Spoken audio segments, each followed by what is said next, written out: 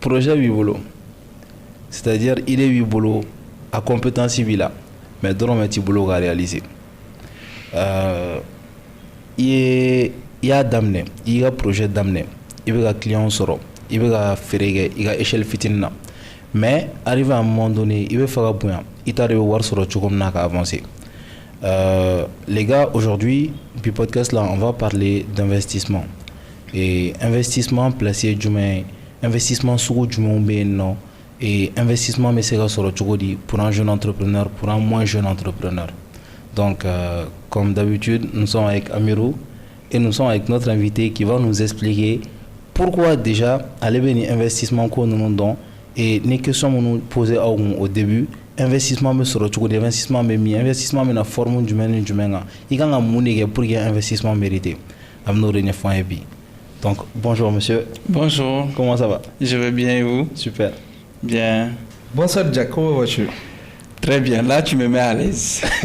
J'espère que non, moi je dis, monsieur, moi j'aime bien que les gens se présentent d'abord avant de dénoncer leur nom, tu vois. Je sais pas si tu as remarqué avec CEO.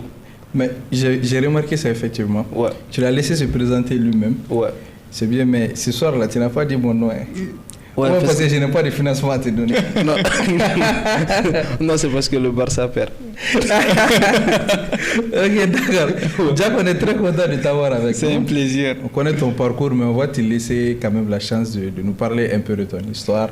Et si on t'a invité ce soir, parce qu'on sait que tu as beaucoup de choses à nous raconter, il faut que tu fais monter la barre. Hein. CEO, il était là, il a donné tellement de valeur que les gens ont demandé à le revoir encore dans le podcast. Oui. Et donc, on estime que tu vas faire pareil. Donc, nous, on va dire, projet Bembolo, Warte Mbolo, China, ni Jack la voilà, pendant la mer, parce que la foyer, c'est le truc que mal là. Waro soro chomna, avec boy chomna, projet que état du mela pour se accompagner. Ou al na soro fosi, al na soro ima fosi damne. Il y a un projet structure du mela. Il va industrie mugono. Ce soir, le podcast va être très intéressant. C'est quand on a du romantique ou aïe. Alors, entre parenthèses, les gars, le podcast avec CEO est disponible dans la chaîne. C'est le podcast qu'on a fait la semaine passée. Podcasting, on a traité le thème de la formalisation et de la structuration. Moune la gang est entreprise structurée. Donc, on va découvrir ensemble. Nous, sur les structuration, mais dépend. Enfin, il y a investissement sur le dépend structuration ou pas. Alors, boss, qui a parcouru une fin? Déjà, je pense que le sujet est plus important que ma personne. Mais bon, vu que ça vient de deux boss, je vais brièvement parler de mon parcours. Ingénieur financier de formation. Donc, vous comprenez pourquoi une partie de ce que je vais dire inclut mon profil actuel. Parce que depuis quelques années maintenant, je suis investi dans le domaine de l'entrepreneuriat. Okay. Pour avoir commencé en tant que passionné de l'entrepreneuriat, lancé mon activité, obtenu à travers la Banque mondiale une première subvention d'un projet de financement des jeunes. Donc je fais partie de fruits de cette première initiative qui a été lancée par la Banque mondiale. Donc ça m'a permis de comprendre un peu le mécanisme, comment est-ce que l'écosystème des startups fonctionne. Okay. Et c'est à partir de ce moment que j'ai rejoint à travers mes ambitions professionnelles une structure d'accompagnement qui m'a permis d'échelonner plusieurs étapes de coordinateur de projet à chef de projet, programme manager qui m'ont permis à mon tour au lieu d'entrepreneur de devenir faiseur de roi. Donc ça m'a donné l'opportunité de travailler avec des milliers de jeunes, que ce soit au Mali ou ailleurs. Et ça m'a permis aussi d'intervenir au niveau du système des Nations Unies, une agence basée à Genève qui travaillait justement sur la promotion des entreprises numériques. Et aujourd'hui encore, je reste dans l'écosystème avec une double casquette, entrepreneur, et de l'autre côté, je travaille toujours au compte d'un projet de développement qui accompagne les jeunes pour leur employabilité, soit en tant qu'auto-employé, soit en tant qu'entrepreneur. Donc, vous comprenez que tout mon parcours tourne autour de l'entrepreneuriat. Et qui parle d'entrepreneuriat parle de mobilisation de ressources. Et quand on parle de mobilisation de ressources, naturellement, on parle de financement. Et dans le financement, l'investissement a une part importante dans ce dispositif. Donc, ça fait que je me réveille avec, je me couche avec, même si je n'ai pas le compte qui fructifie comme celui de Amidou. J'en parle quand même. Tout le monde est unanime. Mais Jack, tu n'as pas dit ton nom complet. Mon nom est Jack Aridja Doumbia. Je pense que ce sont les boss qui m'appellent Jack. Ok. Même si, je préfère entendre Jack que Jack Aridja. Mais bon. Mais c'est la même chose, Jack Aridja. C'est juste couper Jack Aridja pour dire Jack seulement. Non, c'est différent. Ah, c'est différent. Tu sais, Jack Aridja, c'est quand tu n'as pas beaucoup d'argent. On n'a même pas commencé d'abord. D'accord, il y a moins de soucis.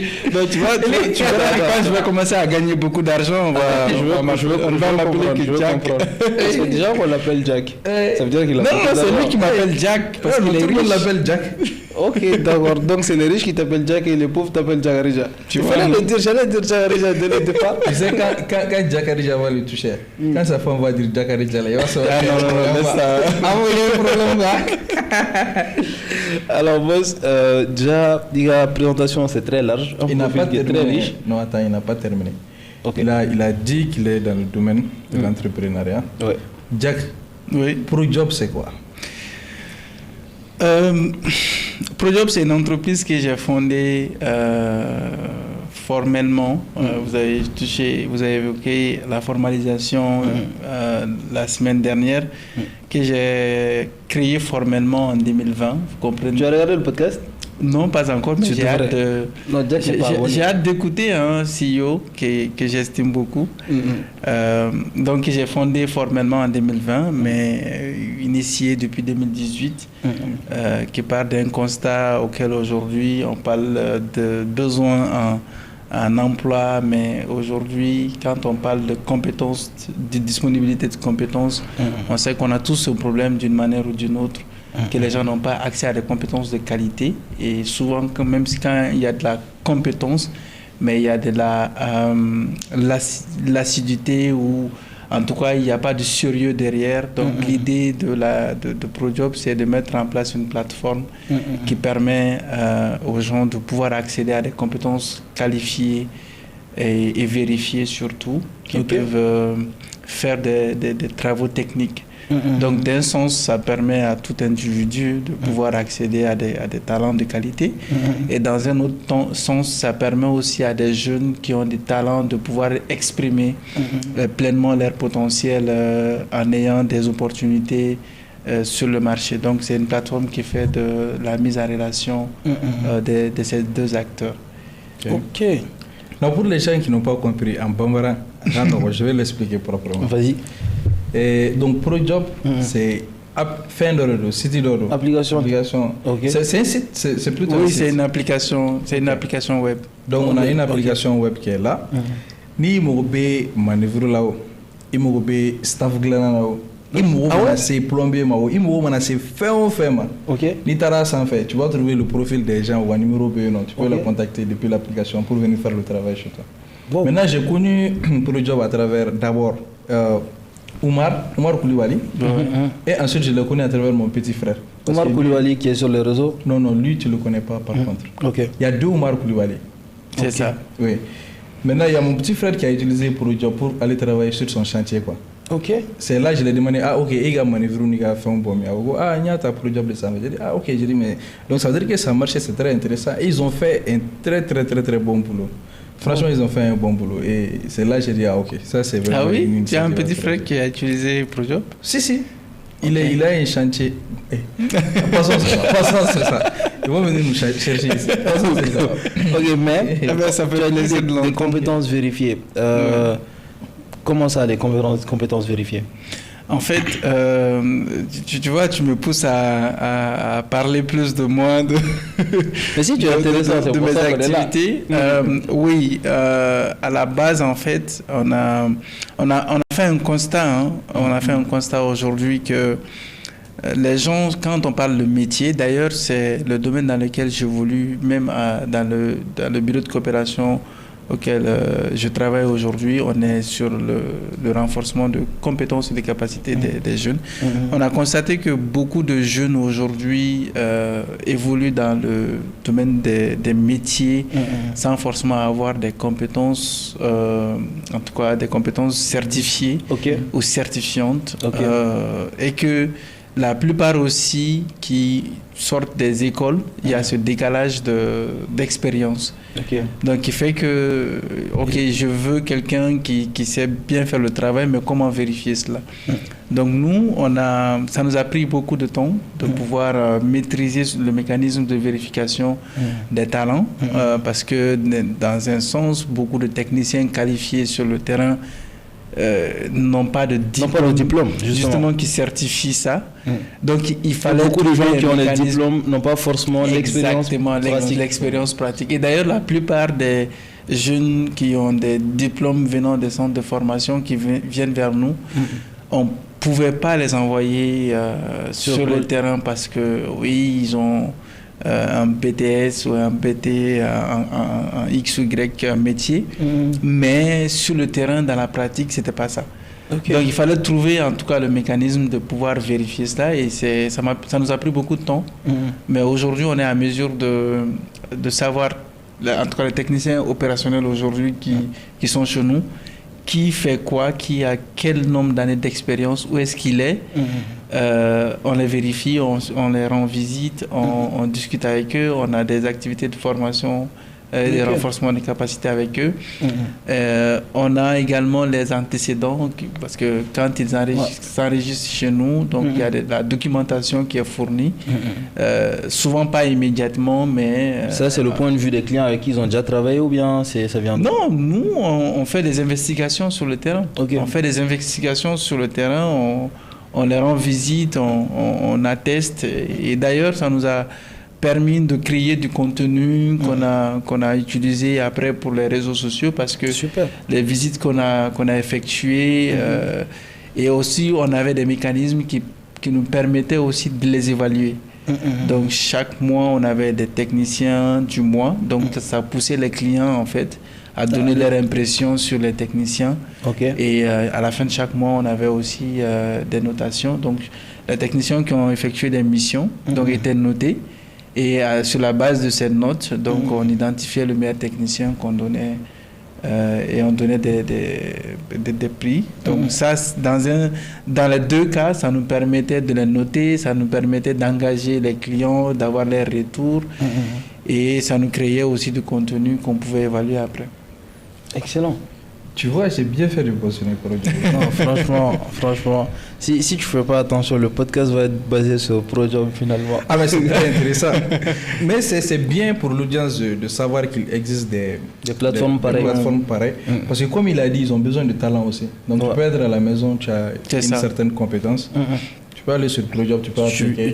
Tu peux voilà. Ou bien tu es entrepreneur, tu veux rénover, tu as besoin de quelque chose. Tu sais où aller pour aller chercher. Et à quel point est-ce que les profils sont variés sur ProJob? Alors, nous avions commencé avec, je pense qu'avec 16 métiers. Ensuite, on a réduit à 13. Je m'attendais à ce que tu dises 12 métiers. Là, 13 de 13, là on est à 8. Donc on n'a pas encore atteint les 12. Parce que plus on avançait, plus on se focalisait sur les métiers dont on pouvait maîtriser. Pas nous maîtriser, mais maîtriser en fait la technicité des acteurs. Parce que nous, on est acteur qui fait de linkage entre les différents acteurs.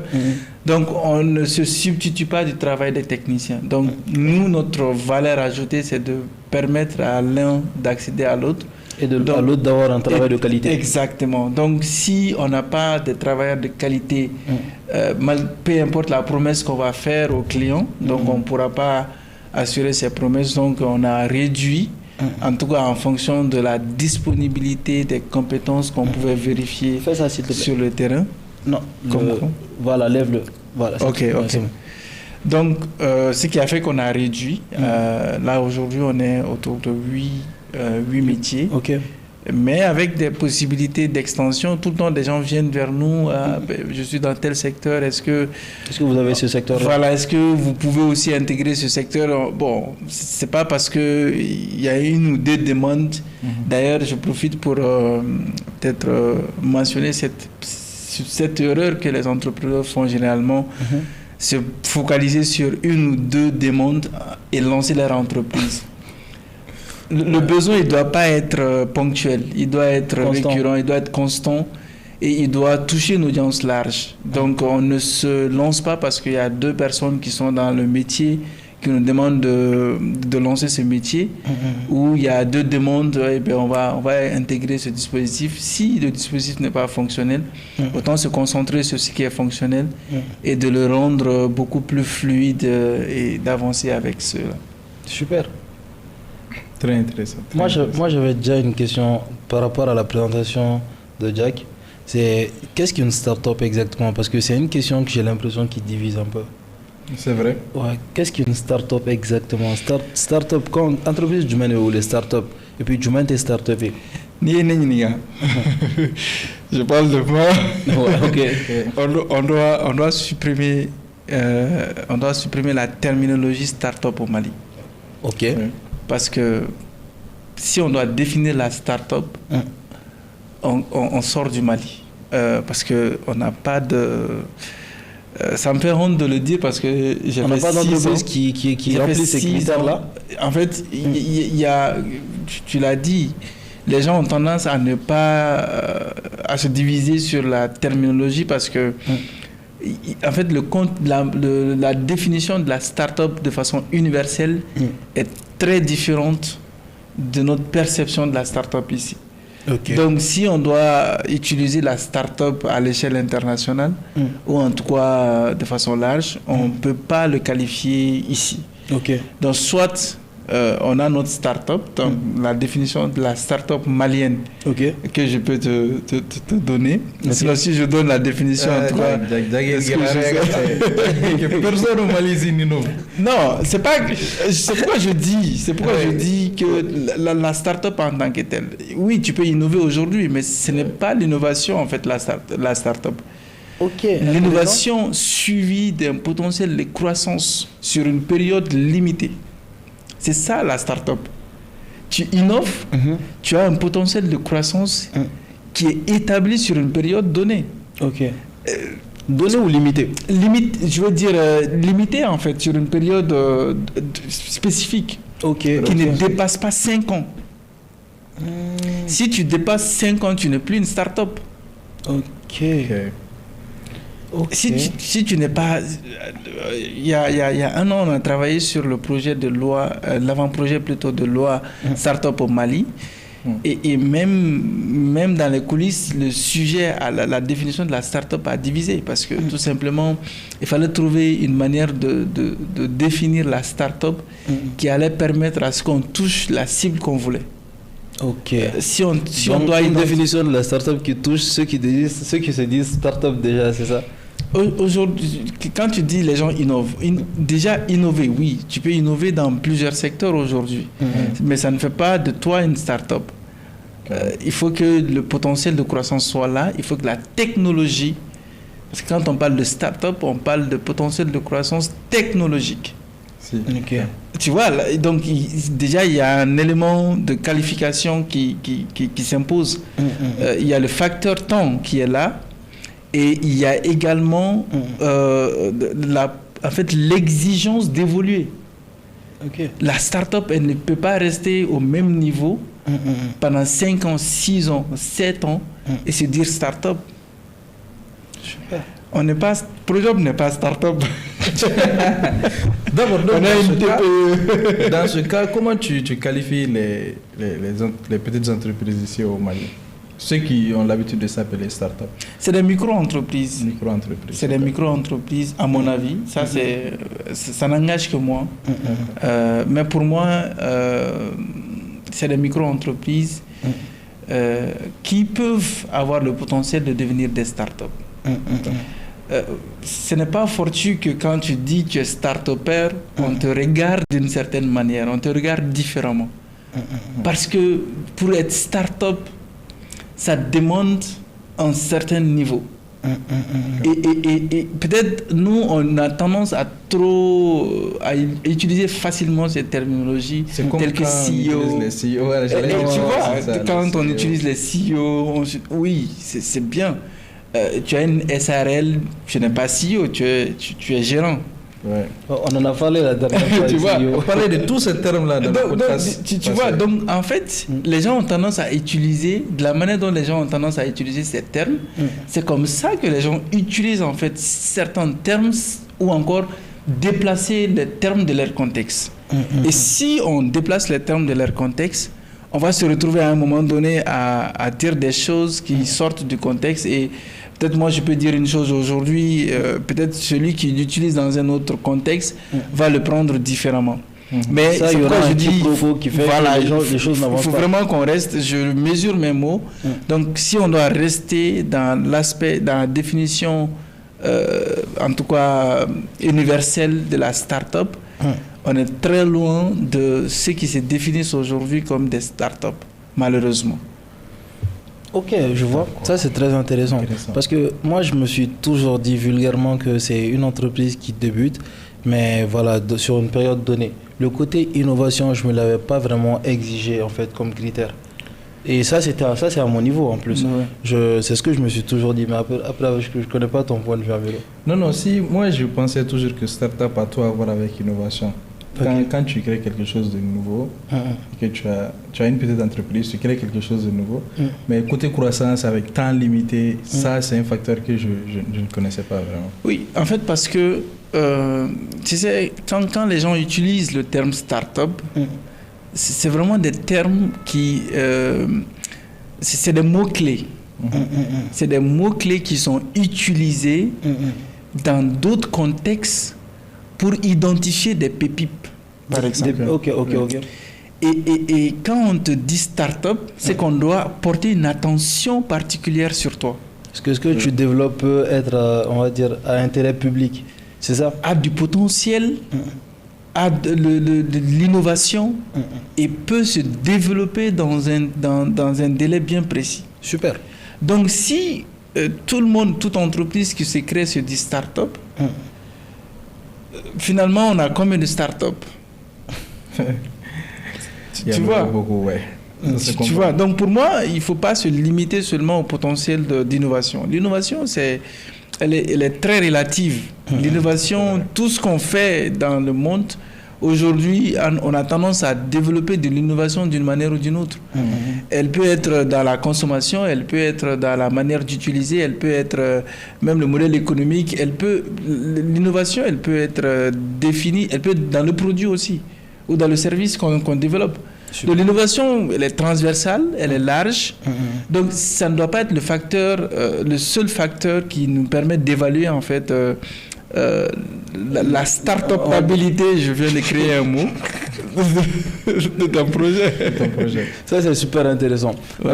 Je ne sais pas si tu as une autre question sur ça, mais Jack a dit, je ne vais pas dire Jack l'homme riche, a dit en fait qu'ils ont travaillé sur le projet de loi sur les startups.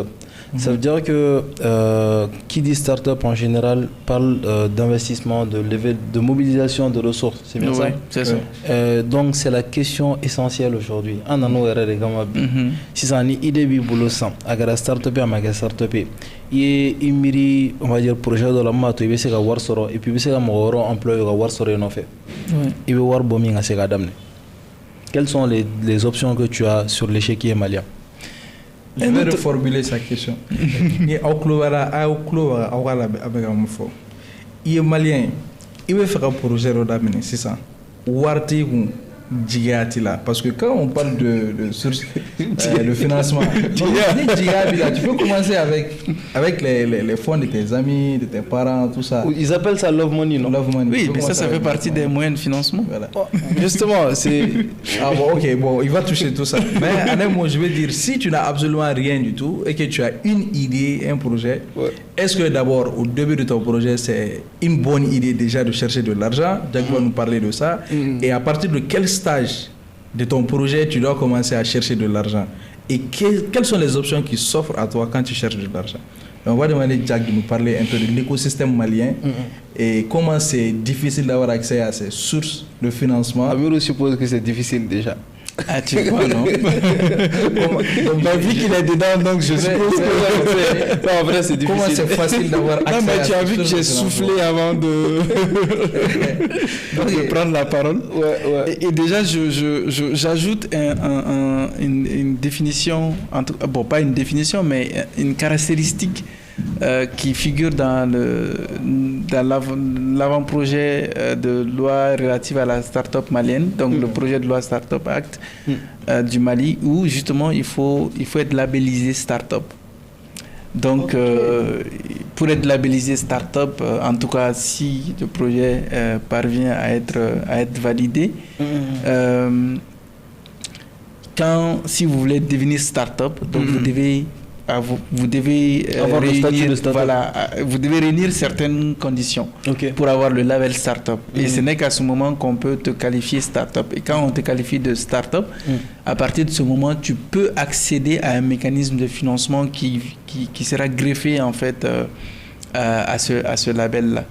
Donc ça, c'est déjà par exemple une définition qui fait partie de la définition.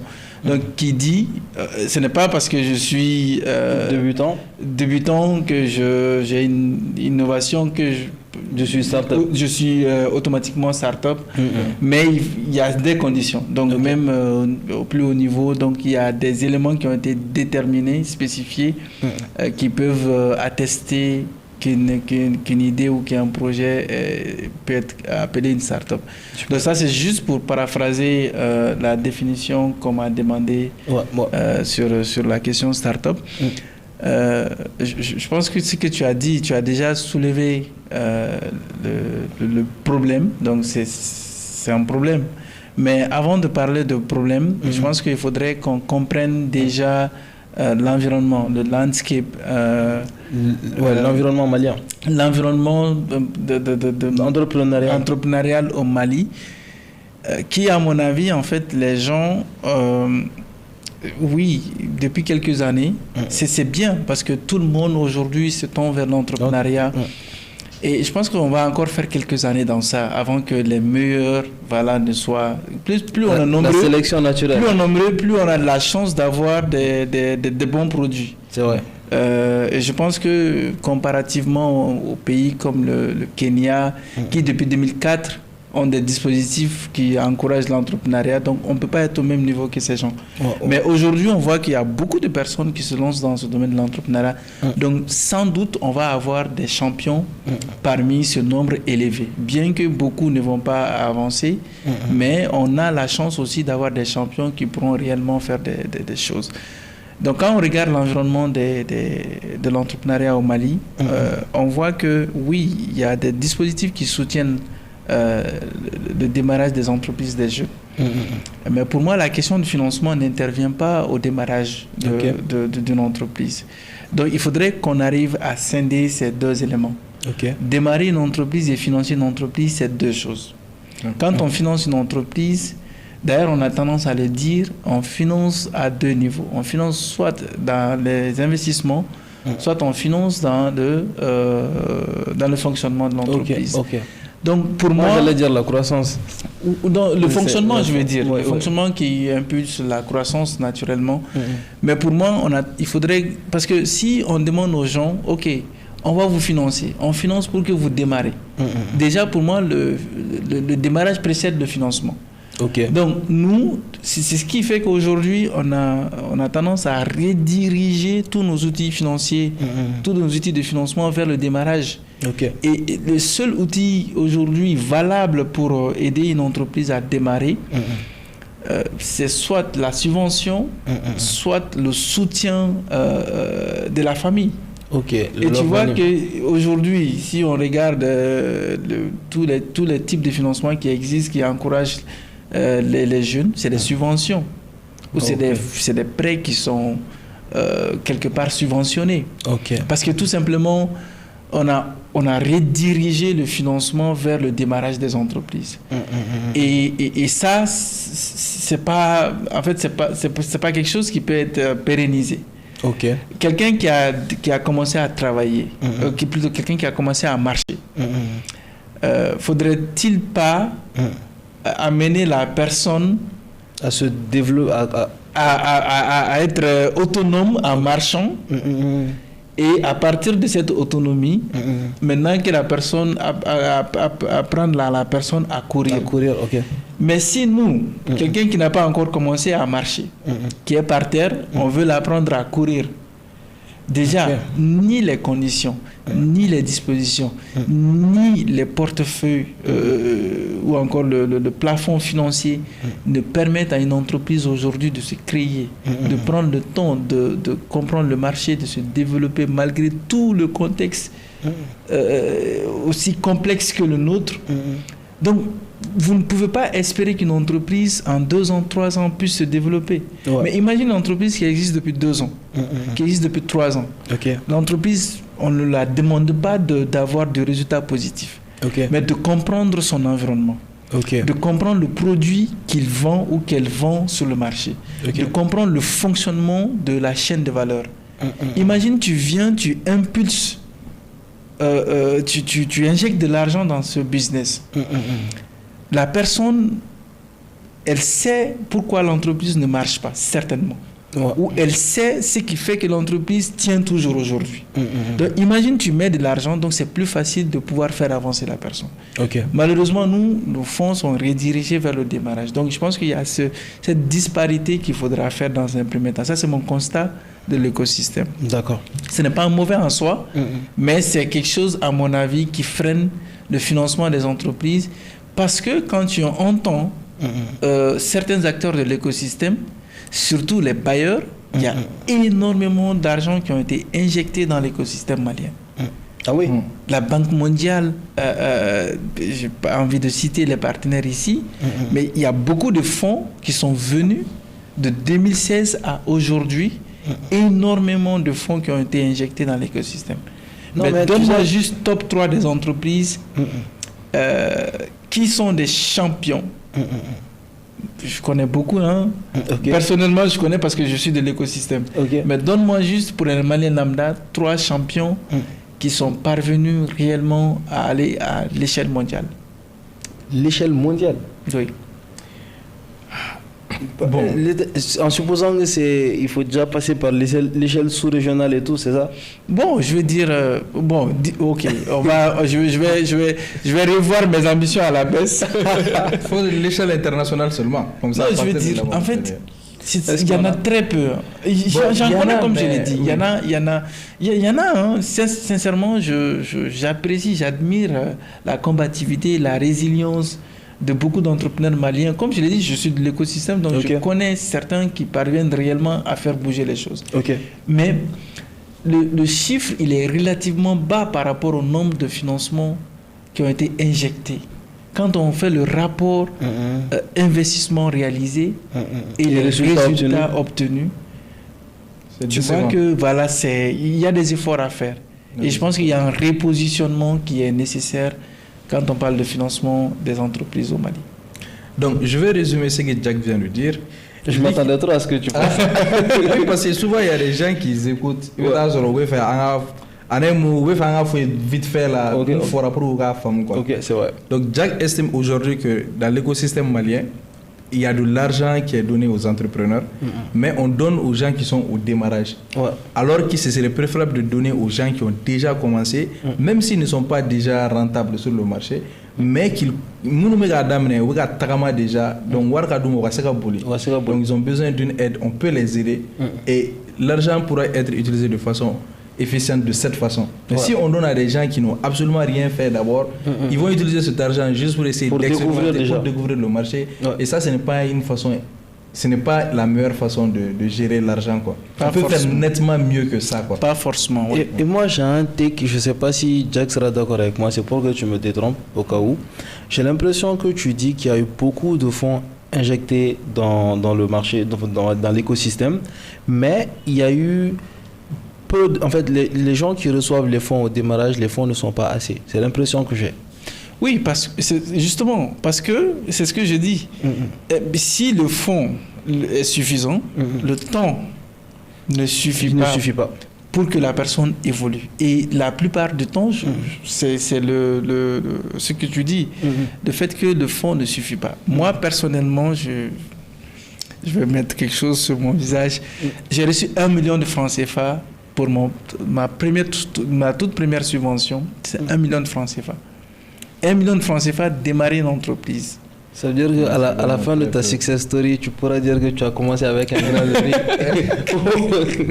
Non, moi je ne suis pas de ceux qui ont commencé avec une graine de... un grain de riz pour faire un sac. Jack essaie d'expliquer que 1 million n'est vraiment pas suffisant pour quelqu'un qui veut... Peut-être, moi dans mon contexte, ce n'était pas suffisant, sincèrement. Pourquoi? Déjà, justement, revenons à la question start-up. Tu sais, quand on parle de start-up, c'est... on vient avec quelque chose de nouveau, qui doit prendre le temps de s'installer, prendre le temps à ce que les gens s'y habituent. Nous, ProJob, les 2 premières années, on a créé une application web, mais on n'a jamais utilisé. Et par finir, on a compris que les gens au Mali étaient plus à l'aise à nous appeler au téléphone. On nous appelle, est-ce que vous pouvez m'envoyer quelqu'un, que d'aller sur le site, parce que le subconscient se dit, est-ce que... Voilà. Les sites ne sont pas encore fiables, c'est pas rentré dans nos habitudes. Donc tu vois, une start-up doit prendre le temps de pouvoir faire tous ses parcours. De communiquer sur le site et de changer tes habitudes. Exactement. Donc imagine si tu dois, sur le million, déjà tu dois investir, tu dois faire des investissements sur des acquisitions. Ensuite, le fonctionnement et se dire que nous devons prendre un certain temps avant que l'entreprise ne commence à générer, ne serait-ce qu'à se prendre en charge. Donc, tu vois que ça prend un temps et ce temps, malheureusement, 1 million ne peut pas, dans la durée, permettre à l'entrepreneur de survivre. Soit tu deviens comme moi, entrepreneur hybride, tu fais autre chose à côté. Et si tu as des compétences, tu les déploies. Soit tout simplement, tu fais autre chose.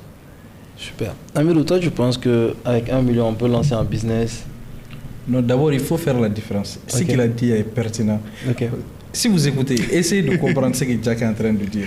Il a fait la différence. Par exemple, quelqu'un qui se lève aujourd'hui, essaye de faire le commerce. Par exemple, avec 1 million, tu peux faire ça. Tu n'as pas besoin de plus que ça pour commencer ça, parce que tu fais seulement du commerce. C'est vrai. Mais quand tu es en train, quand il a parlé de start-up, et qu'on parle, bien vrai qu'on ne peut pas identifier une start-up avec seulement de l'innovation, mais c'est un nouveau concept qui est là. Quelque chose que tu crées, tu dois créer de la demande pour un produit. Et donc tu dois faire, il y a un marché, comment les gens réagissent au produit. Et ça peut prendre des années.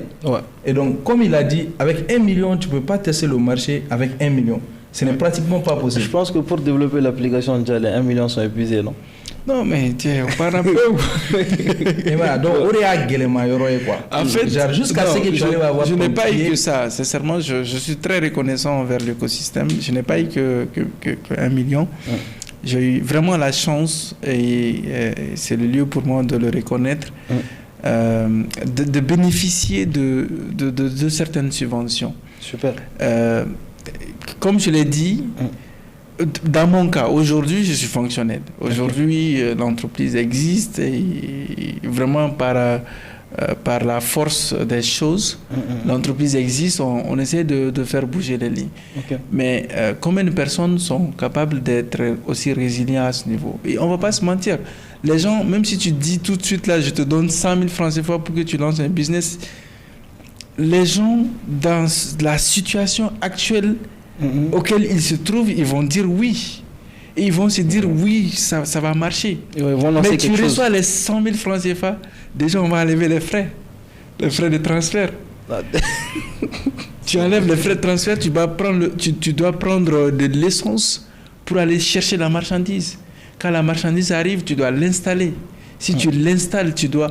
En fait, il y a tellement d'éléments que les gens ne considèrent pas qui vont tout de suite dire, ben, si j'ai 500 000, ils vont dire ça. Hein.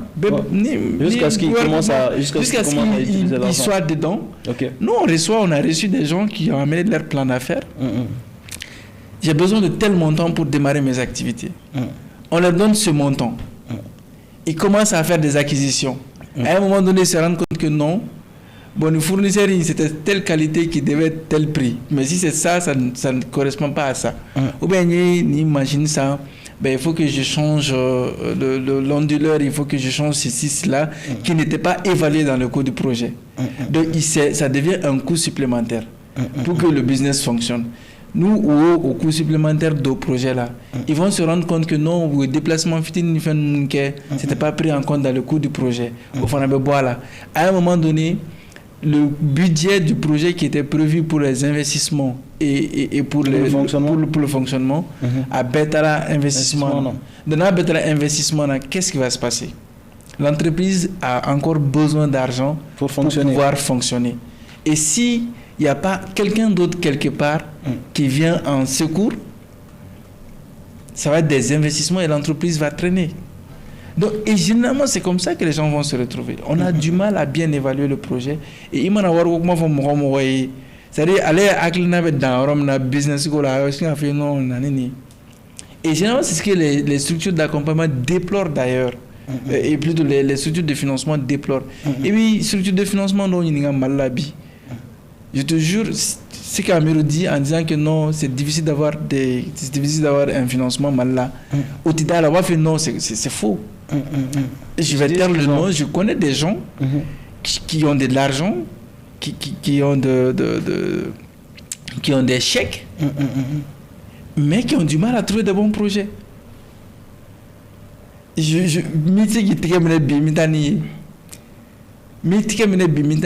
vous assure que c'est tellement vrai que, en fait, il faudrait juste mettre une ou deux barrières pour pouvoir vérifier la qualité du projet et le sérieux de l'entrepreneur pour se rendre compte que non, c'est ni une barrière bouillie, c'est une barrière mal là. Donc il y a cet élément qui est là. Et la qualité du projet, ce n'est pas seulement l'innovation dont il parle, c'est l'évaluation du projet, la connaissance de l'évolution du projet qui doit être traduit dans le document. Et il faut, en fait, souvent les gens refusent de financer. Ce n'est pas parce que tu n'as pas présenté un bon business plan avec un chiffre positif. Non, souvent on n'a pas envie de chiffre positif, on a envie de réaliste. White Combinator, ce n'est pas parce que les gens viennent avec des projets, un chiffre d'affaires positif qu'on va te financer. Eux, c'est des gens, ils ont des tickets. Va échouer. Pour ne pas dire ceci, ils ont des tickets pour dire non.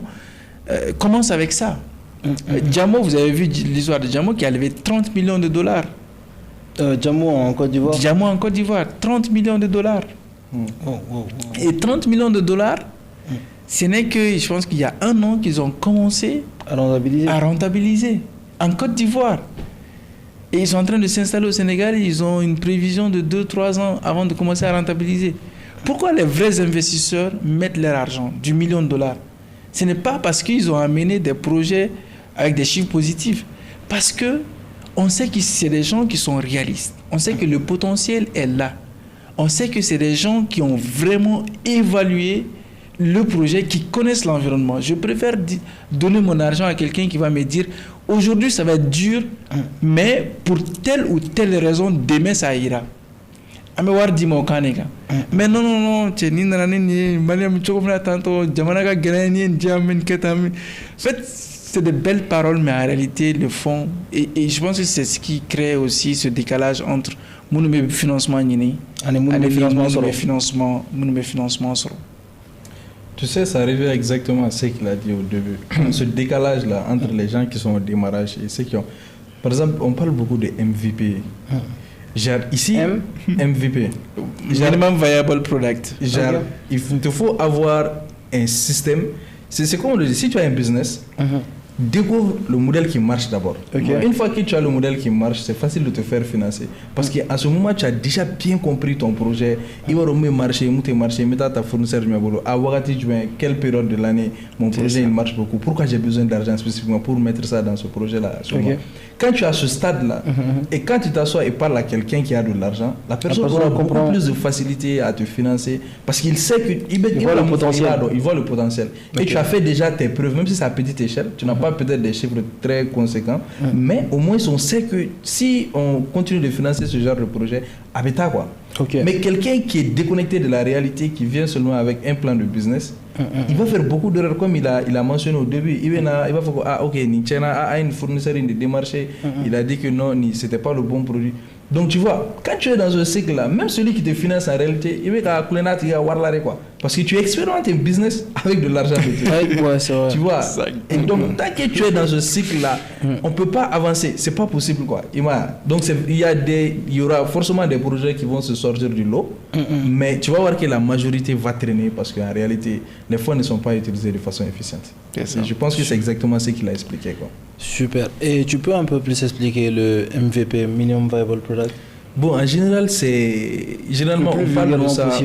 Généralement, on parle de ça dans le domaine de la technologie. Par exemple, tu peux avoir une application, tu fais la conception de l'application et ce n'est pas utilisé à grande échelle d'abord, à petite échelle. On l'expérimente pour voir si ça marche, on peut tester toutes les fonctionnalités. Et quand on estime que le projet il est bon, on peut amener ça à la masse. On décide d'investir énormément d'argent pour que ça puisse être accessible à tout le monde quoi. Super. Alors peut-être j'ai vu une expérience très récente de MVP c'est une solution, c'est des gens qui veulent lancer une solution de covoiturage qui répond à un besoin actuel. J'ai vu deux entreprises comme ça au Mali qui voulaient démarrer. N'est-ce pas En tout cas, celle que j'ai vue, c'était pas une solution en tant que telle, c'était vraiment une version test.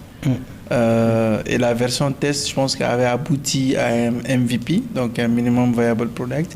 Et ils cherchaient en fait des utilisateurs précoces en fait pour tester sur une période donnée en fait la qualité de la solution avant de pouvoir la mettre à échelle. Ça, c'est juste un exemple concret de ce qu'il dit. L'explication qu'il a Et de ce que moi je comprends de tout ce que Jack a dit, c'est que en fait, tu as soit le love money, c'est-à-dire l'argent que tes proches peuvent te prêter, que ton entourage peut te prêter dans l'écosystème malien, soit les subventions. Est-ce qu'on a un autre type de financement au Mali, dans l'écosystème? Financement il a parlé de niveau. Et vraiment, je vais parler pour les startups, pour quelqu'un qui démarre. Je vais parler sans tabou et vraiment, j'espère que ça va être utile pour tous ceux qui veulent avoir de la subvention uniquement. Quand on commence avec un business, sincèrement, on a plusieurs options en fait. Et il ne faut pas brûler les étapes. La première des choses, c'est d'être conscient du niveau de ton entreprise. Tu as une idée de projet. Akilna de Bila, il a dit c'est médical parce qu'on a toujours parce que moi ça te donne des orientations. Donc pour moi la première chose, c'est-à-dire Aramadinga c'est follow yéré quoi. Et la première des ressources, c'est la ressource propre. Les compétences. Justement qui inclut les compétences. Parce que il m'a dit après les ressources de bibolo fano fait après les compétences bila après les réseaux bibolo moro bibolo même c'est qu'a fait non nyeye qui n'est pas forcément de l'argent liquide mais il t'a sur la fin il me fait non nyeye me fait non nyeye quoi. Donc pour moi la première ressource qu'on doit exploiter c'est de s'arrêter devant la glace et de se dire qu'est-ce que moi je peux apporter à mon business. Est-ce que je connais beaucoup d'exemples des gens qui ont commencé à faire de la formation, formation ou cours du soir ou à côté pour pouvoir réinjecter cet argent-là dans le business. Ni économie tibolo. Ça c'est une manière par exemple de faire. Et c'est les alternatives en fait de financement Ça fait partie des alternatives de financement. Les ressources propres, c'est-à-dire, ça c'est pas évident dans le contexte. Malano, Atek, Matego, Amara, donc c'est vraiment pas évident. Mais il faut le considérer, il faut le formaliser. Aujourd'hui, moi je ne suis pas de ceux qui vont penser que non,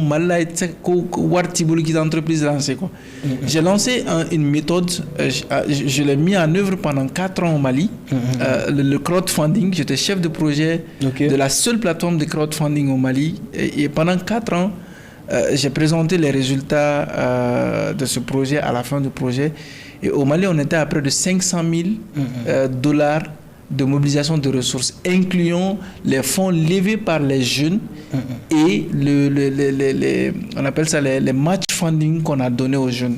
C'est-à-dire on a donné la possibilité de mettre leurs projets sur la plateforme, d'aller voir les proches et de faire le pitch et pour pouvoir mobiliser des ressources. Et moi j'étais impressionné. Bon, la plupart étaient intéressés par le matching fund parce qu'en fait, on venait greffer si vous parvenez à atteindre un certain objectif. Il y avait en fait une subvention qui venait de greffer à ce que tu allais mobiliser. Pour moi, je vois les choses autrement. Je vois que les gens ont la capacité réelle de pouvoir mobiliser des ressources. Et j'étais impressionné par la capacité des gens à mobiliser des ressources. Pas parce que font lever, parce que au moins en fait, il y a quelque chose sur quoi ils se fondent pour pouvoir mobiliser ces ressources. C'est la motivation. La motivation, l'élément déclencheur, c'était le match funding. Mais au moins, ça leur donnait la capacité, la capacité à réfléchir, à se dire, je suis à mesure de pouvoir mobiliser 500 000, 1 million de francs CFA pour lancer mon business. Pourtant, ils parvenaient à le faire. Nos parents te wardouma, mais il y a des gens aussi, c'est pas parce que j'ai de l'argent à donner à mon neveu, mais la manière dont il présente son projet, c'était un projet structuré, documenté, une plateforme en ligne. C'était c'est passé par Orange Money. Donc il y avait une traçabilité en fait de l'argent qui était donné. Donc ça justifiait en fait. C'était des raisons valables pour les gens de soutenir leurs proches en se disant bon, parce que c'est dans le cadre d'un projet, le projet est structuré, tout est là en fait. Donc ça c'est pour moi une autre manière de pouvoir mobiliser des ressources, c'est-à-dire le crowdfunding, mobiliser des ressources à travers vos proches, que ce soit des plateformes. Aujourd'hui notre plateforme n'existe pas, parce que depuis fin 2024 le projet a pris fin, fin 2023 le projet a pris fin, et dès lors il n'y a plus de plateforme, en tout cas pas à ma connaissance, de crowdfunding au Mali, mais il y a des plateformes qui permettent aux Maliens de lever des fonds. GoFundMe, Fiatopay, il y a des plateformes aujourd'hui qui existent, qui permettent. Et d'ailleurs, la BCAO a pris une mesure qui permet maintenant aujourd'hui la création des plateformes qui font du crowdfunding. À l'époque, à notre époque, ça n'existait pas. Et on devait passer par une plateforme néerlandaise pour pouvoir le faire. Mais aujourd'hui, dans le dispositif de la BCAO, c'est possible de faire de la mobilisation des ressources en ligne. Donc des plateformes de crowdfunding. Donc ça, c'est un autre moyen de mobilisation de ressources. Attends, est-ce que, Amiro, tu veux simplifier cette partie? Bon, je ne vois pas, je ne pense pas s'il y a quelque chose à simplifier.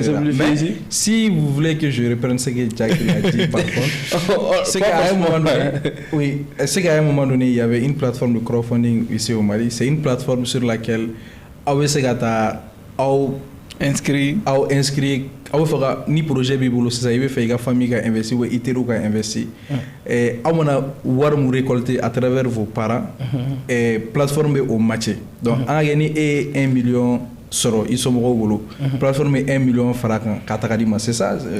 OK, donc bon notre plafond c'était pas beaucoup, c'était $500 non 500 euros 325 euros parce que j'avais pas compris le match funding là. Oui, on ajoutait une subvention. OK. Bon, nous on ajoutait une subvention. Bon, on avait aussi des prix. En fait, on avait 500 euros et on avait des prix aussi. Donc des prix qui pouvaient aller jusqu'à 2000 euros. Donc, par exemple, si tu faisais partie de ceux qui levaient le plus de fonds, donc tu pouvais avoir jusqu'à 5000 euros, donc jusqu'à 2000-2500 euros. Et on a fait ça avec des grandes entreprises. On a vraiment fait ça avec des grandes entreprises qui ont levé des fonds. et qui ont eu jusqu'à 10 000 euros de match funding. J'imagine, c'est pourquoi vous avez eu les 500 000 quand même. 500 000 $, c'est beaucoup. Non, en fait, c'était impressionnant. Ouais. Mais bon, c'était pas que sur la localité de Bamako. Il y avait d'autres régions, mais c'était vraiment impressionnant ce qu'on est parvenu à faire avec ce dispositif, sincèrement. Super. Et comme il a dit, je trouve que c'est logique en réalité. Okay. Par exemple, un enfant qui passe sa journée à expliquer aux gens son projet sur papier, tu viens, tu leur expliques, ils disent ah ok, c'est bien, on est content, tout le monde sait que tu es ambitieux, on sait que tu veux réussir. Mais il y a cette étape-là que tu n'as pas fait, quoi. Maintenant, quand on dit que tu passes par une plateforme, les gens ont dans leur tête, ah, si quelqu'un d'autre peut te faire confiance, nous aussi on peut te faire confiance. Tu comprends? Donc si nous on donne cet argent-là, on va doubler cet argent pour lui donner. C'est-à-dire que même si tu as 5 francs à donner, tu vas donner 5 francs ici, 1000 francs là-bas, 2000 francs là-bas. Toi-même tu te sens fier de participer à ce projet-là parce que tu sais que ton enfant va être financé, ou ton ami va être financé. Donc ça peut être une motivation supplémentaire pour les gens de le faire. Et de l'autre côté aussi, celui qui se fait financer aussi comprend qu'il plus il va récolter des fonds, plus ça va être matché de l'autre côté. Donc il va avoir la motivation d'aller chercher les fonds. Et il a de l'espoir en sachant que à un moment donné, si j'arrive à mobiliser suffisamment de ressources, je sais que mon projet, je peux le mener, quoi. Et en plus de ça, il y a des compétences transversales que tu développes, la capacité de présenter son projet, de convaincre les gens, de comprendre un peu comment est-ce que ce dispositif-là fonctionne, parce que c'est un début. Et tu es obligé par l'exercice de structurer ton idée pour pouvoir la vendre. Exactement. Maintenant, c'est vrai que Amirou était en train de simplifier, mais moi j'ai une partie que j'aimerais que vous nous éclairiez, moi et l'audience. C'est le crowdfunding. Crowdfunding, c'est le financement participatif, c'est bien ça? Oui. Maintenant, les gens qui donnent de l'argent pour un financement participatif, qu'est-ce qu'ils gagnent en retour? Qu'est-ce qui est fait de l'argent? Si moi, par exemple, quelqu'un vient me dire, ok, investis dans mon projet ou participe à mon levée de fonds, moi je donne 10 000, 20 000, 100 000. Qu'est-ce qui est fait? Qu'est-ce que je suis remboursé après? J'ai un pourcentage, qu'est-ce qui se passe? Le principe de base de financement participatif, c'est l'appui. En fait, c'est basé sur. C'est un principe social. Ok. C'est un principe de solidarité, en fait. Ok. Solidarité collective. Ok. Donc, le principe de base, c'est ça. Ok. Aider quelqu'un à réussir quelque chose qui a un impact social. Donc, je pense que c'est déjà une première motivation, une première raison. Et ce qui faisait que, tu sais que le Mali a fait ce même projet avec le Kenya, avec le Nigeria et avec la Somalie. Et on a dépassé le Kenya, par exemple, en termes de mobilisation de ressources. Parce que, en fait, l'économie malienne repose de facto sur la solidarité. Les gens, en fait, d'une manière, quoi qu'on dise, les gens aident. Et souvent, ce qui démotive les gens, c'est parce que cette aide-là, souvent, qu'est-ce qui en est fait? Elle est détournée, exactement. Donc, mais si on met en place un dispositif qui facilite le suivi, la mise en œuvre de l'aide, pour moi, ça encourage les gens à continuer à faire ce qu'ils savent faire le mieux, s'entraider. Donc ça, c'est la deuxième raison. La troisième raison, pour moi, il a dit, le fait de participer à la réalisation de quelque chose de noble. Pour moi, c'est l'actuel ministre de la jeunesse. Non, pas de la jeunesse, de l'industrie. Ok. Je me rappelle, j'ai un ami qui a participé à l'initiative, qui avec quelqu'un d'autre, sont allés le voir. Et il les a demandé d'envoyer une demande parce qu'il allait les aider. Ok. Sans savoir qu'il allait être là aujourd'hui. Donc pour moi, il y a toujours des gens qui peuvent comprendre en fait ton projet et qui peuvent t'aider. Justement, et qui peuvent t'aider en fait dans ce sens-là. Pour moi, c'est à peu près ça. Super. Moi, il faut que les gens comprennent que c'est pas un investissement en tant que tel. Tu le donnes en fait en espérant que. Non, il n'y a pas de contrepartie. Voilà, il n'y a pas de contrepartie, tu vois. Ça, c'est le côté même qui n'était pas clair dans ma tête parce que quelqu'un était venu me proposer quelque chose comme ça et je n'avais pas compris en fait. En fait, mais il y a plusieurs types de crowdfunding aussi. Il y a le crowdfunding, il y a le crowdlending, il y a le crowdloaning. Le crowdlending, déjà, je crois que... Tu vois? Ouais. Donc, en fait, il y a plusieurs étapes, mais là, je parlais de crowdfunding. Ok. Par exemple, il y a des possibilités aujourd'hui que les gens s'associent pour te prêter de l'argent. Mais ça se fait dans un cadre formel, structuré, avec voilà, des éléments qui sont définis en amont. Ok. Mais là, on ne parle pas de ce contexte-là. Donc, pour juste que les gens ne confondent pas, peut-être ils vont entendre le crowd loaning ou lending quelque part, ils vont dire que c'est à peu près ce qu'on a dit. Donc, il y a une différence. Il y a même le crowdsourcing. Là, c'est vraiment le partage d'idées, on essaie de ressources exactement. Ok. Pour pouvoir améliorer quelque chose en fait. Ok. Donc il y a plus, mais on est vraiment dans le contexte de crowdfunding. On donne de l'argent, mais il n'y a pas de contrepartie financière ou il n'y a pas de prise de participation dans le capital de l'entreprise. Je n'évoque pas cet aspect. On a demandé, je devais parler de plusieurs modèles de financement, mais j'essaie vraiment d'être au Mali ici, de rester au Mali, de voir ce qui peut réellement marcher. Parce qu'on va parler de beaucoup de choses en réalité, à tel Mali contexte qu'on a, le financement du projet. Aujourd'hui, je mesure mes mots, mais on va dire investir dans le projet des entreprises. Les fonds d'investissement que je connais ont du mal à identifier les projets de qualité. Imagine-toi, tu galères, tu trouves ton argent, tu économises et tu dois identifier une entreprise où tu mets ton argent pour que l'entreprise se développe, l'entreprise fructifie et derrière toi tu as quelque chose. Donc si les entreprises ou les structures qui sont habilitées, qui font de ça leur travail, ont du mal à trouver des projets de qualité. Donc pour moi ce dispositif en fait c'est assez compliqué et c'est ce qui met beaucoup de gens qui ont de la liquidité mais qui ont du mal à investir dans des projets. Et je pense qu'à mon avis c'est un potentiel qu'il faudrait aussi qu'on essaie de voir. Peut-être si quelqu'un met en place un dispositif qui permet de pouvoir mobiliser des ressources et de financer dans des projets, vraiment des projets mesurés, des projets structurés, ça peut être aussi un moyen de financement qu'on peut considérer. Un autre moyen de financement rapidement, au niveau des banques aujourd'hui, je pense qu'il y a eu beaucoup d'évolutions au niveau des banques qu'il faut admettre. Les banques au début étaient vraiment orientées vers le financement des opérations. C'est les gens, voilà, tu viens, tu as besoin d'un financement. Ce sont des opérations qu'on finance. À défaut des opérations, tu as cette capacité prouvée de remboursement avant qu'on te donne de l'argent. Tu es crédible en fait, tu es vraiment crédible, on te donne de l'argent. Mais aujourd'hui, les banques ont développé des produits en interne qui sont vraiment adaptés selon le besoin de certaines entreprises.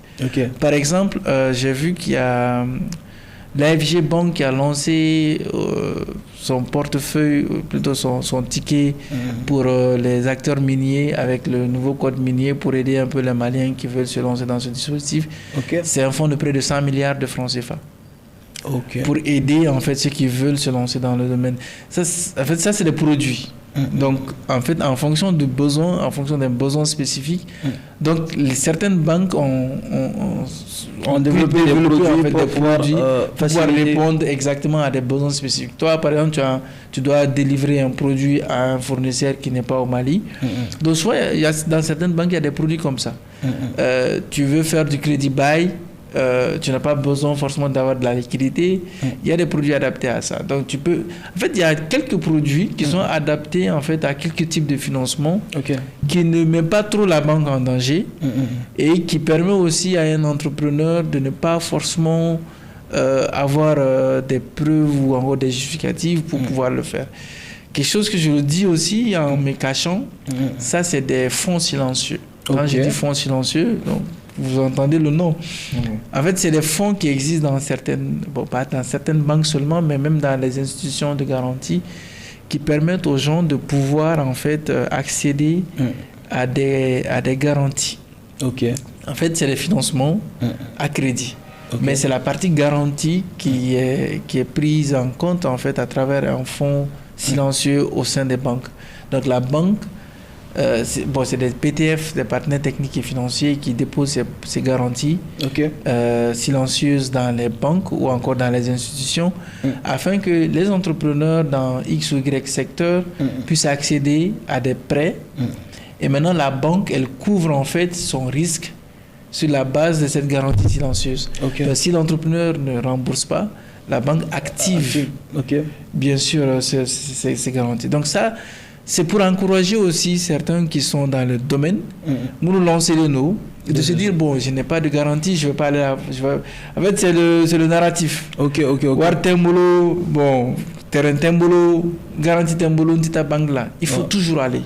Il y a toujours, tant que ce que vous apportez est de qualité, il y a toujours des mécanismes que la banque va vous proposer. Ça, c'est intéressant quand même. Hein? Ouais. Qu'est-ce que... c'est très intéressant. J'espère que vous avez écouté ce que Jack a dit tout de suite. Parce que souvent, comme il a dit, on nous fait peur. Quoi. On nous dit, ah non, si le projet est garanti, là, allez dans ta banque, là, fatala. Ok. Maintenant, comme il n'a pas fini de parler, je suppose que tu vas toucher aussi les microfinances.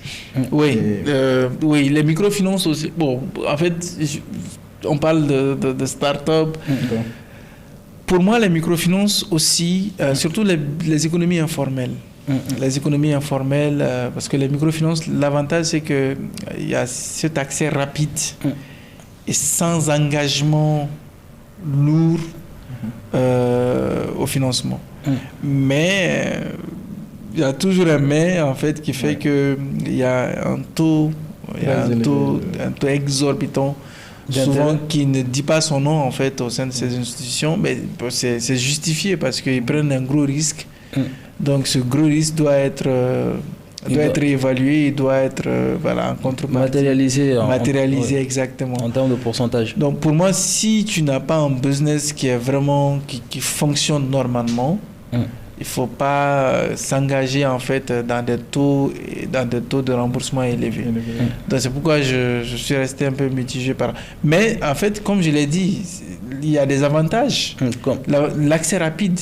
C'est vrai. L'accès rapide, en fait, tu as un business, tu as une commande tout de suite là, tu sais que tu as une marge de 100%.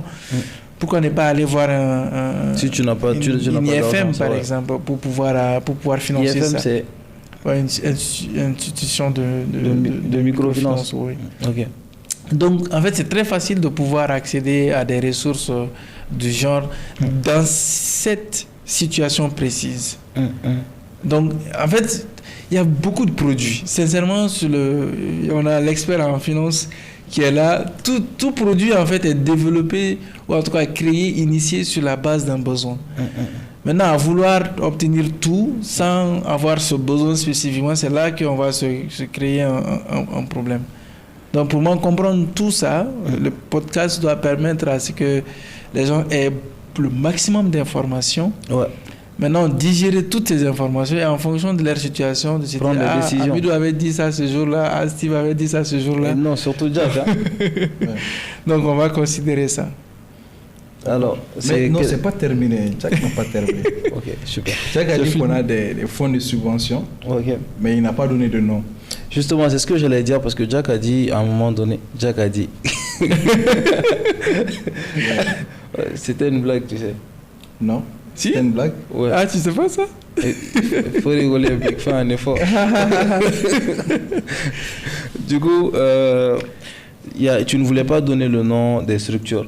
Moi, je pense que c'est très important de donner. Sauf si tu sais qu'il y a des structures qui ne veulent pas être mentionnées. Mais c'est très important que les gens sachent parce que c'est ça la valeur ajoutée. Savoir qu'il y a des structures, oui, mais quelles sont les structures vers lesquelles les gens peuvent se diriger au besoin. Je pense que la première porte d'entrée, ce sont les structures d'accompagnement. Sincèrement, pour y avoir travaillé pendant 5-6 ans, je sais que, en fait, la première porte d'entrée, même des structures de financement, ce sont ces structures d'accompagnement. C'est à travers elles qu'on peut accéder aux projets de qualité. Donc, c'est comme un marché, en fait. Là où tu sais que tu peux avoir l'offre, c'est là-bas que tu amènes ta demande. Donc c'est le point de rencontre en fait entre les différents acteurs. Donc les structures d'accompagnement, on en a plein aujourd'hui.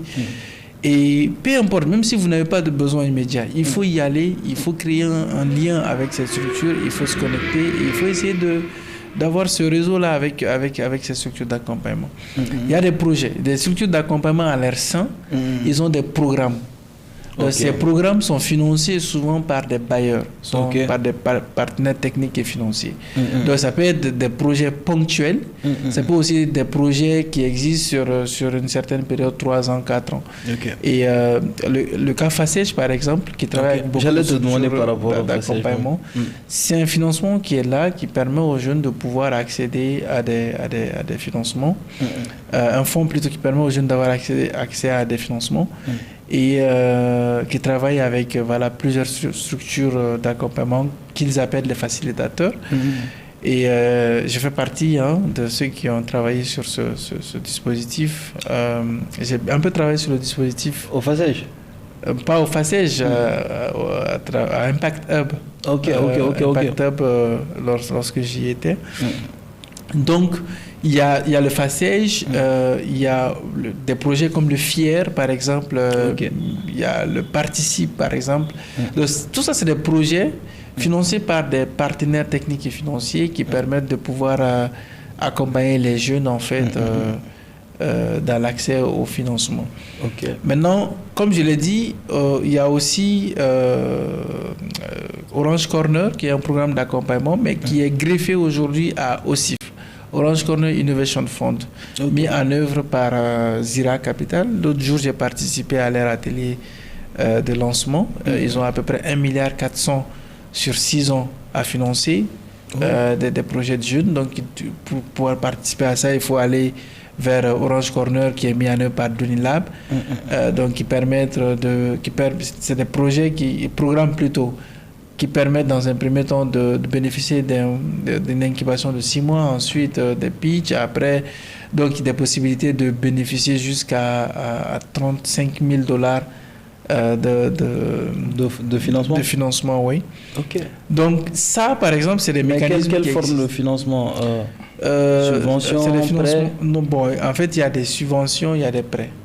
C'est vraiment Zira Capital, à ma connaissance, lui, je pense que je suis parti le voir une fois là, quand je suis revenu des États-Unis. C'était aussi pour essayer d'investir dans les entreprises ici.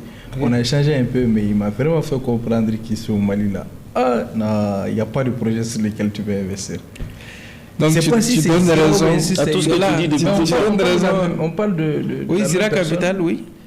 Il a son bureau qui se trouve à Bakodjourana. C'est ça. Oui, je suis parti le voir. Et là, le projet actuel qu'ils mettent en œuvre, c'est un fonds.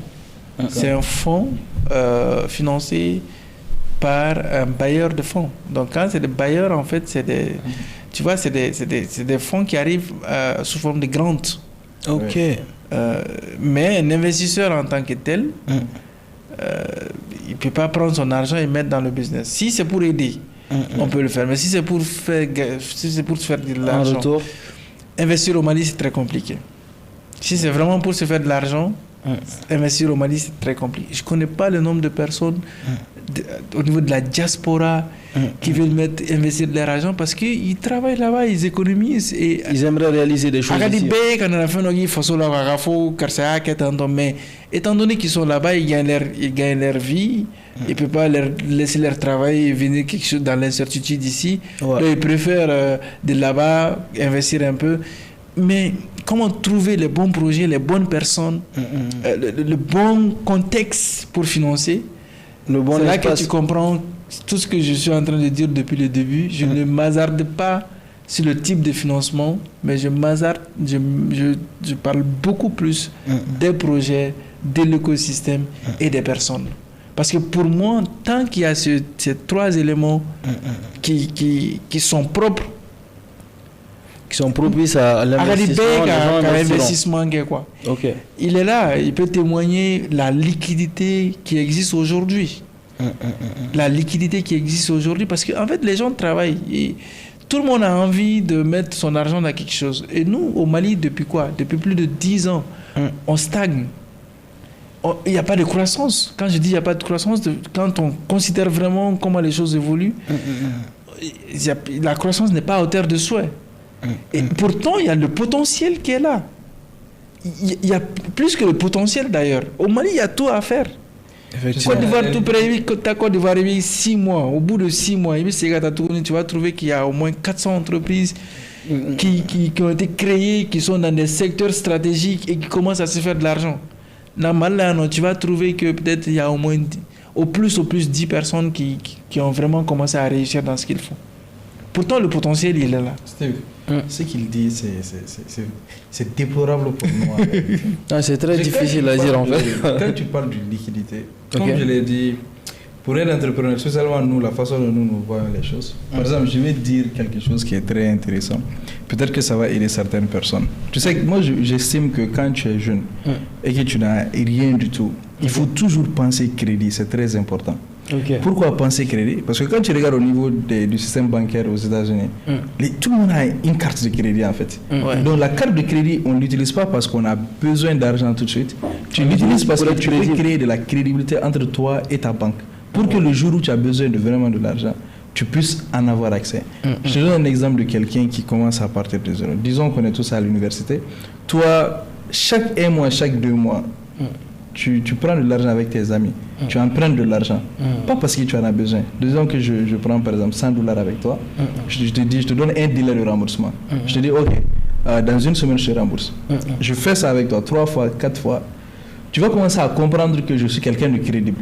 Maintenant, j'augmente la marge. Au lieu de 100, je prends maintenant 200 avec toi. Tu vas donner 300. Un jour, on va arriver à un niveau où j'aurai peut-être besoin de $1000 avec toi. Je vais te demander, tu vas donner ça à réfléchir parce que tu sais que je suis quelqu'un de crédible. Tu as construit ça. J'ai construit ça. Mais si je ne fais pas ça et qu'un bon jour, toi et moi, on est bons potes, je viens te dire, ah Steve, prête-moi $1000. Tu vas réfléchir 2 fois avant de me donner. Parce qu'il n'y a pas cette traçabilité-là. On n'a jamais eu à faire cette transaction entre nous. C'est vrai qu'on est bons potes, mais on n'a jamais fait ça entre nous. C'est logique. Et donc, tu fais ça avec 10 personnes, 15 personnes, pas parce que tu as besoin d'argent, mais parce que tu veux créer ce lien-là, tu veux créer cette crédibilité-là. Le jour où tu auras besoin de $10,000, tu sais que tu vas avoir $10,000. Tu vois. Donc, ça, c'est des choses qu'ici, on ne parle pas vraiment de ces choses-là ici au Mali. Mais c'est important. Il y a aussi ce que nos mères font. Oui, comment on appelle ça? Tontine. Tontine, quelqu'un qui comprend comment les tontines là fonctionnent là, c'est le meilleur modèle de business, c'est le meilleur modèle. Paris. Okay. C'est ça, Paris. Ça, c'est le meilleur modèle que quelqu'un peut utiliser pour s'enrichir. Tu sais pourquoi? Pas parce que l'intérêt va là. Justement parce que l'intérêt est là. Comment tu dois être dedans en réalité. Trouve des gens qui sont crédibles, qui payent réellement. Si tu fais une récolte de fonds peut-être de 5 millions dans un pari, que tu payes chaque mois, si tu devais aller prendre la même chose à la banque là, avec la banque là, tu vas payer les intérêts. Ils vont te fatiguer pour pouvoir avoir d'abord accès à ces fonds, ils vont te contrôler, ils vont faire beaucoup de choses qui vont te fatiguer. Mais ni avec autoritairement en union et que tu es quelqu'un de très sérieux, tu peux utiliser ces fonds pour faire du commerce. Tu vois, et je pense qu'au niveau du grand marché, le concept en soi, il est excellent. Mais dans la pratique, il y aura toujours des gens qui seront malhonnêtes. Il y a des gens qui se barrent avec l'argent de la tontine souvent. Tu vois, donc ça c'est difficile. Ça c'est un aspect qui est très difficile. Mais si vous faites ça entre amis, par exemple, tout le monde travaille, vous êtes sérieux, vous n'avez pas besoin de faire ça dans un grand cercle. Et ma bébé, chaque mois, bébé 100 000, bébé 200 000 dit, vous pouvez économiser de l'argent. Toi, il va acheter Wagatimna. Il va changer quoi. Tu vois, 0% d'intérêt. Dieu, tu sais ce qui est mieux. Ce qui est mieux que ton propre argent. Une dette à 0%. Si tu me donnes 100 millions à 0%, même si j'ai 100 millions, je vais utiliser ton argent pour faire de l'argent. Parce que ton argent va produire de l'argent. Et tout ce que j'ai à faire, te rembourser et garder les intérêts. C'est comme ça que les gens doivent commencer à réfléchir. Même quand on a parlé de microfinance là, c'est pareil. Quand tu peux utiliser l'argent de microfinance, tu regardes le taux d'abord. Si le taux il n'est pas... Si le taux il est avantageux, comparé à ce que toi tu peux recevoir. Par exemple, tu achètes un produit que tu vas revendre peut-être 50% plus cher et que le taux est à 10%, tu as une marge de 40%. Tant que tu peux liquider le produit, tu n'es pas limité à combien tu peux gagner en réalité. Tu vois, non? Parce que si le business il est prouvé, tout ce que tu dois faire, c'est de t'expandre. Aujourd'hui, il y a des gens qui vont aussi, ils ont de la liquidité. Disons que j'ai 100 millions. Je vais faire une série de 100 millions à la banque. Au lieu d'utiliser mon propre argent pour aller investir dans un projet, non, je ne fais pas ça. Je prends mes 100 millions, je mets un CDI à la banque, je prends une dette sur mon CDI. Tu comprends ça? Parce que la banque dispose déjà de ton CDI. C'est de l'argent que tu donnes à la banque pour garder pour toi et ils vont te payer un intérêt là-dessus, quoi. Ok, mais ça s'appelle CDI, le sigle c'est Attends, j'ai oublié ça.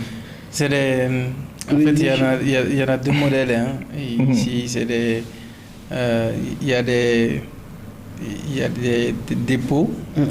Dépôts à terme. Dépôts à terme. Ok. Mais il y a... En fait, c'est juste des saves. C'est comme si tu as un épargne classique. Voilà. Ok. En fait, c'est le terme que il y a un terme approprié au niveau de la banque que je voulais. Non, ils appellent ça dépôt à terme.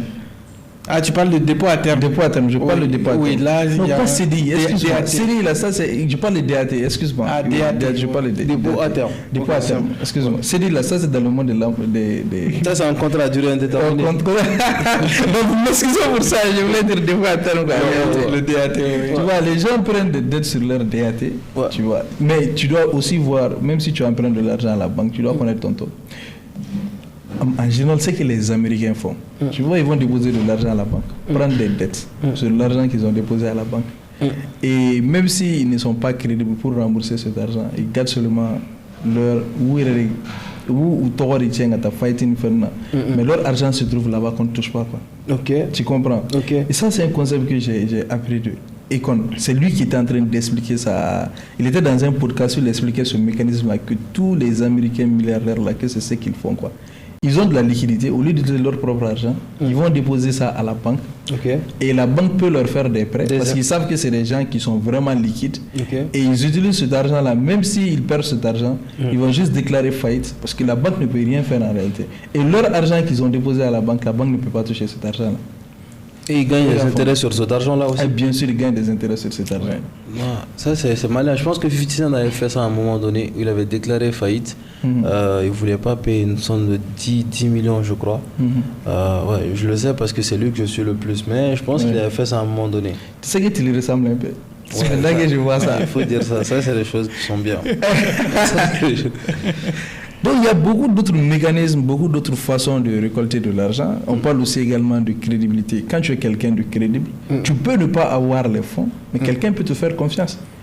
Et les gens jouent avec ça ici au Mali. C'est déplorable en réalité. Donc en fait, pour un jeune entrepreneur qui nous regarde, il est très important d'avoir une bonne réputation en général. C'est très important d'avoir une bonne réputation. J'ai entendu j'ai l'impression que j'entends Moussadek Bali qui beaucoup écoute. Qui dit exactement ça aussi, c'est des choses bien. C'est pas parce que c'est lui qui le dit, mais ce qu'il dit est plus que pertinent. Et même dans le business en soi, pas l'accès au financement, même dans le business en soi, tu vas un jour te retrouver devant quelqu'un qui peut te donner une opportunité de tel montant qui va te permettre en fait de scale up tout de suite. Mais imagine si tu n'es pas une personne crédible. Tu n'as pas une bonne réputation. Tu n'as pas une bonne réputation. Et je pense que c'est la première ressource vis-à-vis d'une entreprise pour une institution. Parce qu'on ne finance pas une entreprise parce qu'elle fait de l'argent. On finance parce qu'on a confiance. Il y a des entreprises qui se font de l'argent aujourd'hui, mais qui ne peuvent pas accéder à des financements parce qu'il n'y a pas la confiance. Et la confiance se bâtit justement sur la crédibilité. Juste pour... J'allais même demander au prochain set de questions, c'était en fait, qu'est-ce qu'il faut avoir comme, on va dire, prérequis pour pouvoir accéder à tout ça? On a parlé de beaucoup de types de financement quand même, mine de rien. Donc comment, est-ce que c'est la structuration qu'il faut, c'est la formalisation? Est-ce que c'est, voilà, vous le dites tout de suite, la réputation est très importante. Donc qu'est-ce qu'il y a d'autre en fait? Est-ce que tu es forcément dans l'obligation d'être une entreprise structurée pour avoir ces choses-là, ces financements-là? Pour moi, tant que vous aspirez à avoir accès ou à accéder aux ressources externes, il faut se structurer. Il n'y a rien à faire. Parce que, en fait, la structuration, justement, c'est synonyme de transparence. C'est structuré, c'est de la transparence. Ton entreprise peut t'appartenir, mais pour être transparent vis-à-vis de cette entreprise, il faut que tu la structures. Okay. Et la structure, ce n'est pas seulement d'avoir le registre de commerce. Quand je parle de structuration, il faut tenir une comptabilité. Tenir une comptabilité, avoir des factures de paiement, s'assurer que si les ressources de l'entreprise lui reviennent de plein droit, Ce n'est pas parce que c'est ton entreprise que tu dois prendre les ressources de l'entreprise que tu lui as dédiées. Ce n'est pas parce que c'est ton entreprise aussi que l'entreprise va prendre dans ta poche quand il veut, parce que là, tu es en train de créer des antécédents. Donc, toi, tu peux faire pareil. Donc, tu lui dédies, en fait, de l'argent ou tu lui prêtes de l'argent à un moment donné. Et ce prêt-là, c'est des éléments, en fait, qui sont évalués et qui peuvent encore renforcer la valeur de ton entreprise en se disant ben, j'ai mis tel montant.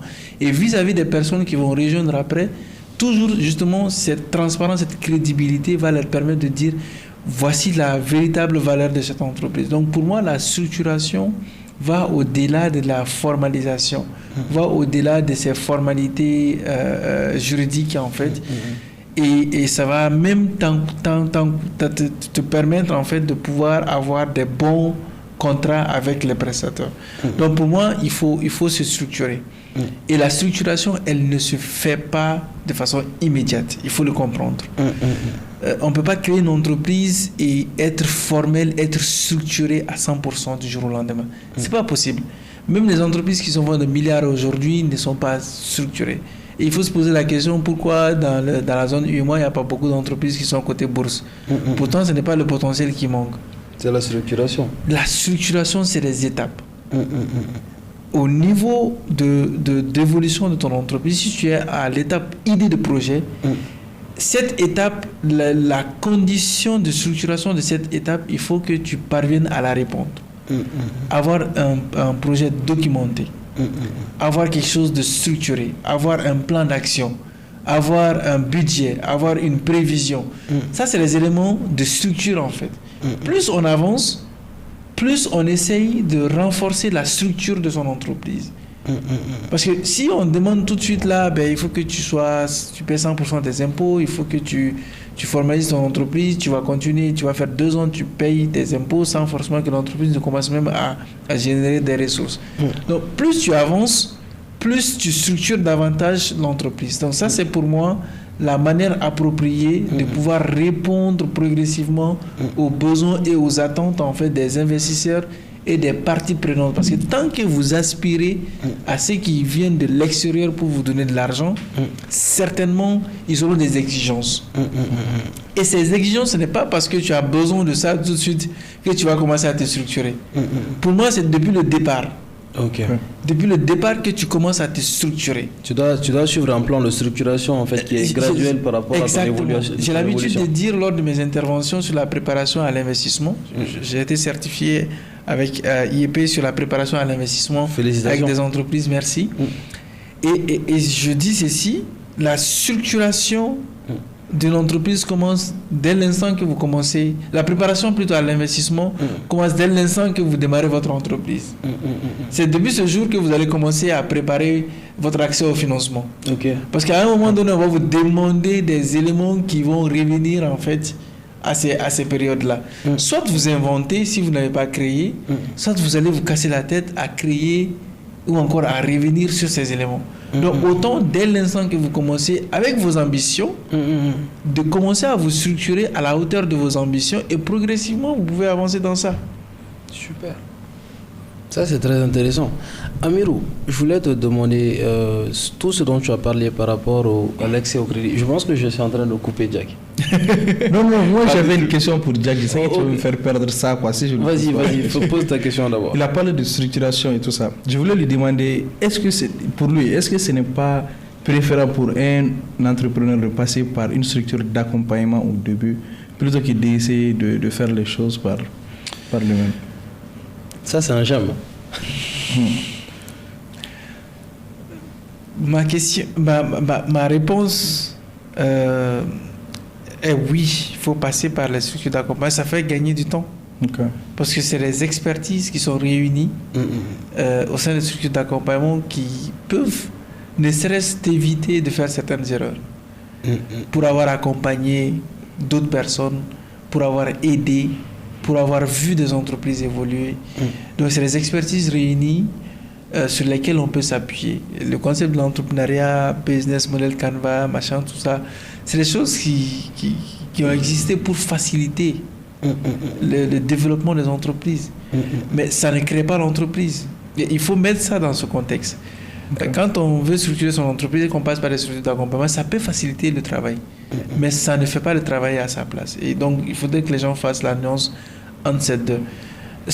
Le monsieur qui est au grand marché, qui se fait son argent sans savoir qu'une structure d'accompagnement existe dans... Il le fait, mais il le fait en fait, en fonction de son échec, en fonction de ce qu'il vit, en fonction de... Mais la structure d'accompagnement, en fait, emmagasine en fait, toutes ces expériences à ton profit. Donc pour moi, ça va aider. Potentiel. En fait, c'est ça. Ça va vraiment aider à gagner du temps. Mais ce n'est pas aux structures d'accompagnement de faire la chose à ta place. Tu peux commencer à te structurer, après passer à la structure d'accompagnement, ou commencer par la structure d'accompagnement qui peut te donner des orientations. Ça c'est pertinent, c'est pas forcément pertinent. Ceci est bien, il faut commencer par là. Ensuite, en fonction de toutes ces informations, en tant qu'entrepreneur, je pense que le dernier mot te revient. Oui, ok. Donc ce n'est pas nécessaire, mais c'est un plus. Pour moi, c'est nécessaire. En fait, c'est pas fondamental. C'est pas fondamental. C'est ça. Ok, d'accord. Oui, Steve, on est à toi. Oui. En fait, je voulais savoir tout ce dont tu as parlé par rapport aux banques, par rapport à la crédibilité. Est-ce que c'est des choses qui sont possibles ici? Par exemple, on n'a pas la culture de la carte de crédit ici. Les gens ont peur des banques pour plusieurs raisons. Pas plus tard qu'hier, je parlais avec une tante qui me disait si ça ne tenait qu'à moi, tu éviterais l'argent des banques à cause des taux d'intérêt et à cause de plein de critères. Donc, tout ce dont tu as dit, est-ce que c'est des choses qui sont...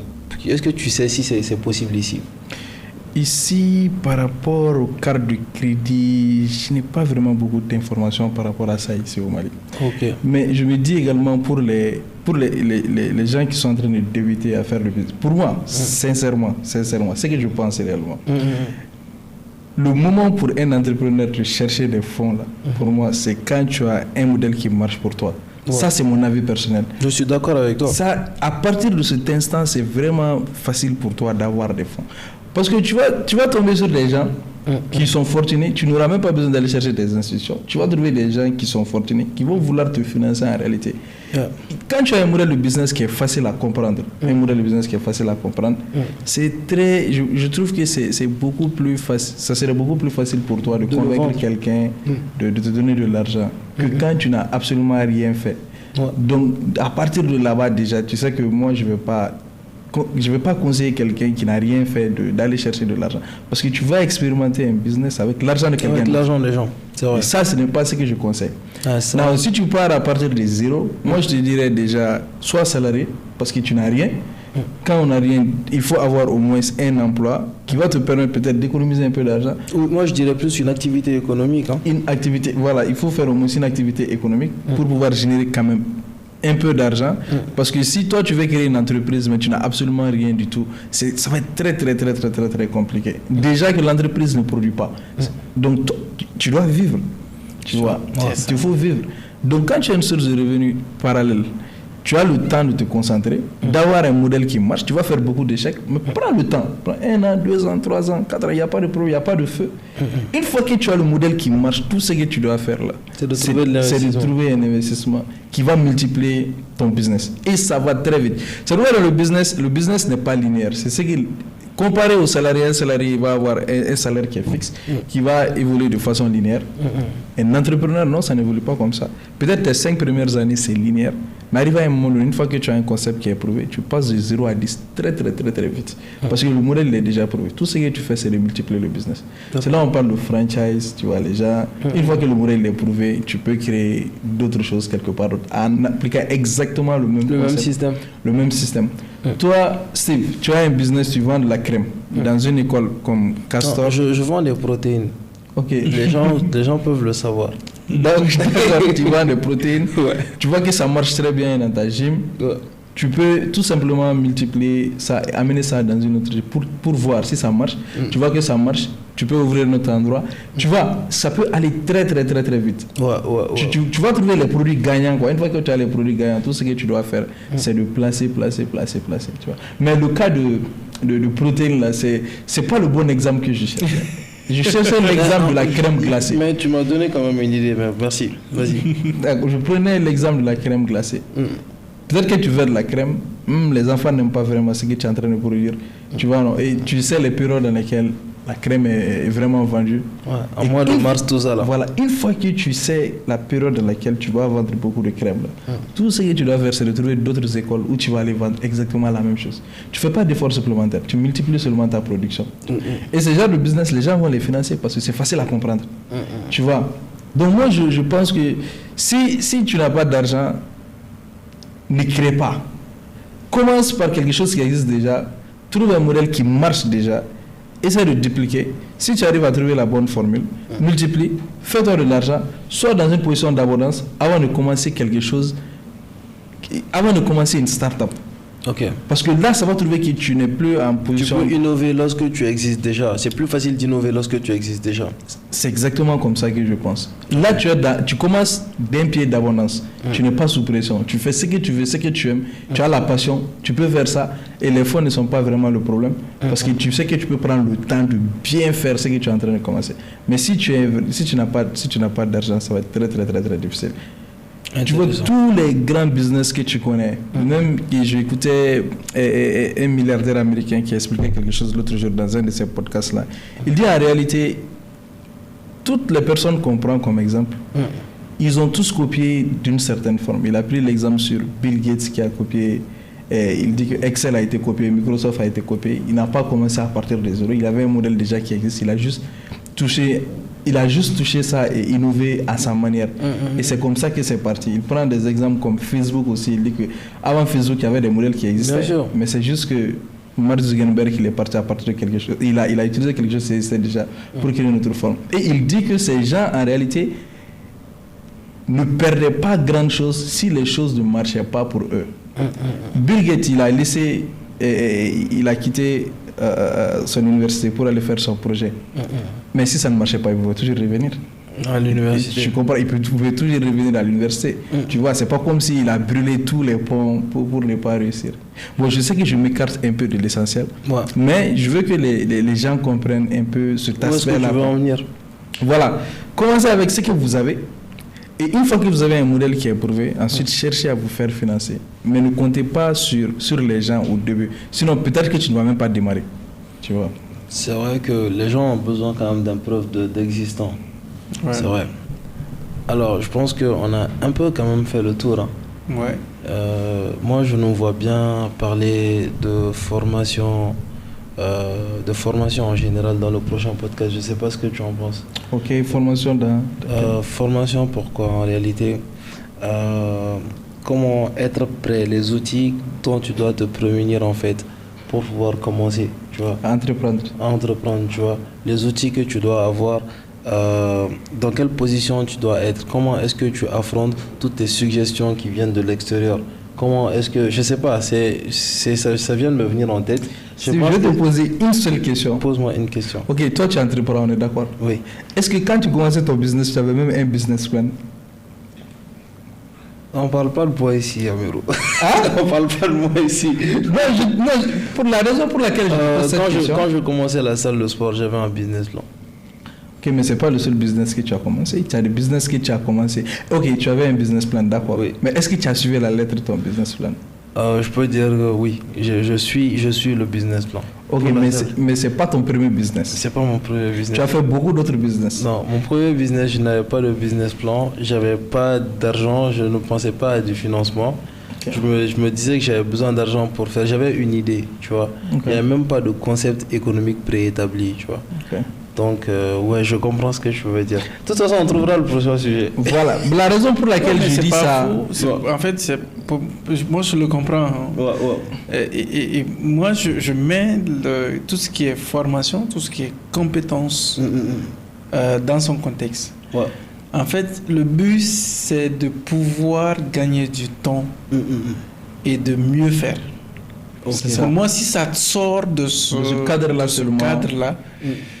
ça n'a pas de sens. Voilà, ça n'a pas de sens. Okay. Par exemple, quand tu veux faire une formation pour motiver les gens à entreprendre, il y a un problème.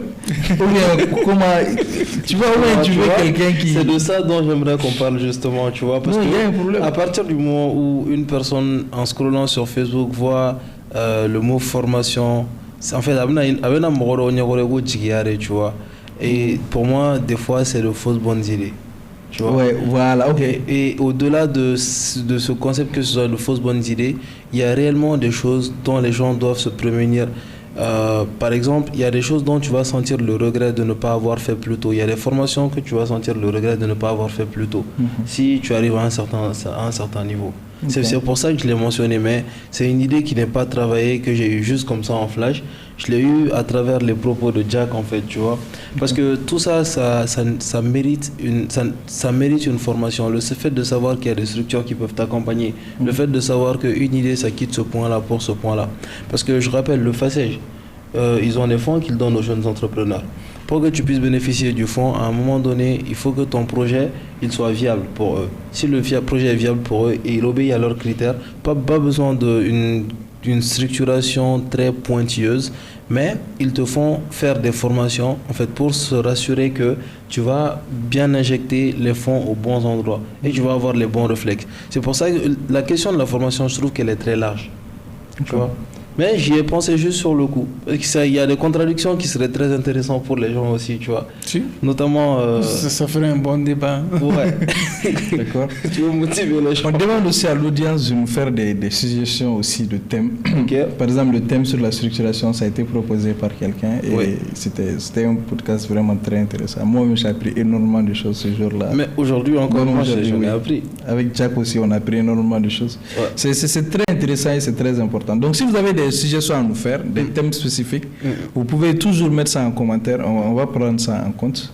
Et comme tu l'as dit, le sujet sur la formation peut être intéressant également. Et voilà. D'accord. Alors, Jack, est-ce que tu penses qu'il y a des choses importantes qu'on aurait dû mentionner qu'on n'a pas mentionnées? Deux choses.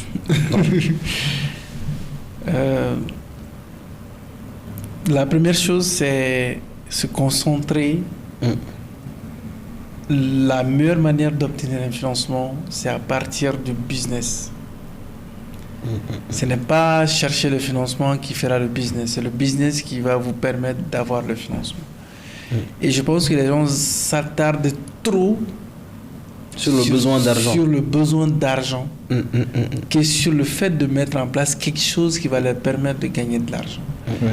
La loi d'attraction, j'y crois fermement. Moi aussi. Et je suis... En fait, quand vous concevez tout ce qui se conçoit bien, c'est très facile de pouvoir l'exprimer et les gens vont naturellement vous suivre dans ça. Donc pour moi, tous ceux qui aspirent au financement doivent dans un premier temps travailler à mieux sur la solution. Pour moi, c'est la première chose et c'est la meilleure manière de pouvoir obtenir du financement. Et ça rejoint aussi ce que tu dis, notamment sur le fait que les gens doivent avoir ces informations, par exemple sur le FACEJ. Au plus vite, au plus tôt. Et tous ceux qui sont acteurs externes qui vous donnent de l'argent, sachez que chacun a des attentes. L'attente de la banque, c'est de pouvoir, c'est le retour sur les intérêts. Les partenaires techniques et financiers, c'est l'impact. Comment est-ce que tu vas mettre en avant l'impact de ton projet si tu n'as pas ces connaissances de base? Si tu n'as pas une connaissance de ton business et si tu n'es pas en mesure de pouvoir ressortir ces éléments-là. Donc, s'aligner avec les acteurs externes dépend de vous, votre positionnement, de la structure de votre business et de comment est-ce que vous projetez par rapport à ça. La deuxième chose que je voudrais ajouter à notre intervention, c'est par rapport au contexte malien. Ok. Pour moi, c'est vraiment un sujet très large. Je pense que parler au Mali même devient compliqué maintenant parce que, en fait, c'est très compliqué. Et c'est pourquoi, de façon mesurée, je pense que l'audience a certainement senti certaines retenues par rapport à certains sujets parce que c'est un débat qui est assez large en fait. Et je pense qu'on doit vraiment réfléchir à comment restructurer le dispositif. Mais pour les jeunes qui démarrent au Mali, pour moi, il y a deux méthodes qu'ils doivent aller chercher. Et on a parlé de ces méthodes. Mais pour ceux qui sont en activité, ils peuvent aussi réfléchir à la sous-région, par exemple. Souvent, il y a des investisseurs, souvent, il y a des bailleurs, souvent, il y a des programmes de financement qui sont basés au Sénégal, qui sont basés à Abidjan, en Côte d'Ivoire, et qui font des activités au Mali. Donc le Mali fait partie des zones couvertes par ces secteurs. Et il y a des acteurs aussi qui interviennent de façon stratégique dans des secteurs stratégiquiques, donc qui ne sont pas connus de l'audience.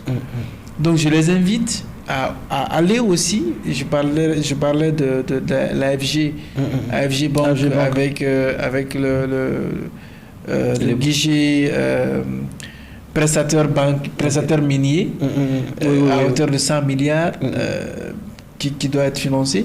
Donc ça, c'est de façon sectorielle, c'est des opportunités souvent qui existent dans le domaine dont l'audience de façon large en fait ne prête pas attention. Donc j'invite également les gens à s'intéresser en fonction de leur domaine d'expertise.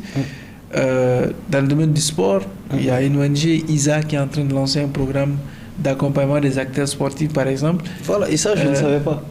Donc, vous voyez, c'est une structure néerlandaise qui sont basés au Mali. Ils accompagnent les acteurs sportifs, les coachs sportifs. Donc là, ils vont lancer récemment, prochainement des programmes d'accompagnement des initiatives sportives. Donc, vous voyez, en fonction des secteurs, souvent il y a des opportunités, mais ni de façon globalité, quoi. Donc, il qui spécifier en fonction de ton domaine au fait. Je les encourage vraiment à approfondir la réflexion par rapport à leur secteur. Donc, peut-être c'est les deux éléments que je voulais ajouter. Super. Alors, les gars, je peux dire en toute confiance et sans aucune humilité que ce podcast était une formation. Ouais, non, on a vraiment masterclass. Ouais. Et je pense que si vous nous avez suivis jusque-là, n'hésitez pas à nous donner votre point de vue par rapport au podcast et votre suggestion par rapport au thème ou les problèmes que vous rencontrez en tant qu'entrepreneur et dont on peut trouver des acteurs qualifiés et compétents pour mener une discussion qui sera une valeur ajoutée certainement pour vous et pour nous. Et pour nous. On peut demander à Jack comment on peut faire pour joindre Jack. Ouais. Ben, mon boss est là.